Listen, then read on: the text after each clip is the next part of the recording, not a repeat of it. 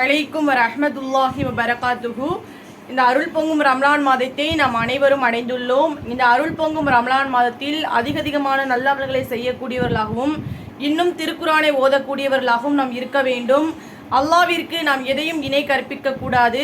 லுக்மான் அலைவசலம் அவர்கள் தன்னுடைய மகனுக்கு அறிவுரை கூறுறாங்க. வயதுகால லுக்மானு லிபுனிஹி புனையலா துஷ்ரிகு பில்லாஹி இன்ன ஷிர்கல் அலுல்மன் அலிமா. என் அருமை மகனே, அல்லாவிற்கு நீ ஒருபோதும் இணை வைத்திராத. இணை வச்சிட்டேன்னா மகத்தான அநீதி.